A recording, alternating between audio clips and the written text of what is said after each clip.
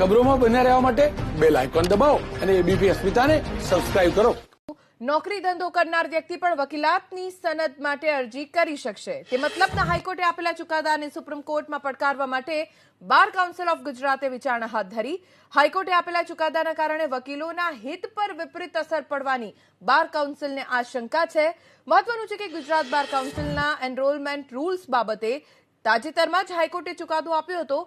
આ પહેલા નોકરી ધંધો કરનાર વ્યક્તિ વકીલાત માટેની સનદ માટે અરજી ન કરી શકે તેવો નિયમ હતો. અરજી કરતી વખતે નોકરી ધંધો છોડવો પડે તેવી સ્થિતિ સર્જાતી. તાજેતરમાં હાઈકોર્ટે આપેલા ચુકાદામાં કહ્યું કે નોકરી ધંધો કરતો વ્યક્તિ સનદ મેળવી શકે, પણ ચાલુ નોકરી ધંધે વકીલાત ન કરી શકે.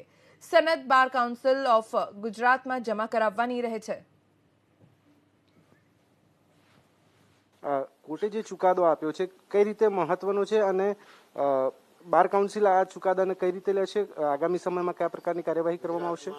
ગુજરાતમાં જે નોકરી કરતા વ્યક્તિઓ છે એ લોકો સનદ લેવા માટે એપ્લિકેશન કરી શકે એ બાબત અંગેનો ચુકાદો જે આપવામાં આવેલો છે. પણ આ બાર કાઉન્સિલના એનરોલમેન્ટના જે રૂલ્સ છે એ રૂલ્સને અનુરૂપ સાથે રહીએ અને જરૂરિયાત જણાશે તો તેવા સંજોગોમાં બાર કાઉન્સિલના તમામ સભ્યો સાથે ચર્ચા વિચારણા કરીશું. બીજું કે હાલમાં જે જજમેન્ટ આપવામાં આવ્યું છે એ જજમેન્ટ હજુ સુધી અમારી પાસે આવ્યું નથી. જજમેન્ટ આવશે એટલે એનો સંપૂર્ણ અભ્યાસ કરીશું.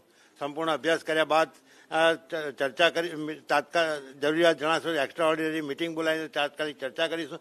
જરૂરિયાત જણાશે બીસીઆઈનો ઓપિનિયન લઈશું. અને ત્યાર પછીથી જો રૂલને ચેલેન્જ કરવા જેવું લાગશે અને બધાને સંમતિ હશે તો રૂલને ચેલેન્જ કરવા માટે સુપ્રીમ કોર્ટમાં યોગ્ય કાર્યવાહી કરવામાં આવશે. ખાસ કરીને અત્યારે જે પ્રકારની પરિસ્થિતિ છે તેમાં નોકરી ધંધો કરનારા સનદ માટે એપ્લિકેશન કરી શકતા નથી, ભલે વકીલાતનું ભણ્યા હોય. આ જે ચુકાદો છે તેનાથી કેટલી મોટી સંખ્યામાં લોકો એપ્લિકેશન કરવા માટે પ્રેરાશે એવું માનો છો? અત્યારને આ જે ચુકાદો જે છાપામાં આવી ગયો છે ન્યૂઝપેપરમાં એના કારણે ઘણી ઇન્કવાયરીઓ આવતી હોય છે. કેટલા સભ્યો આવશે એ તો જે અરજીઓ આવે એના પરથી જ નક્કી થઈ શકે.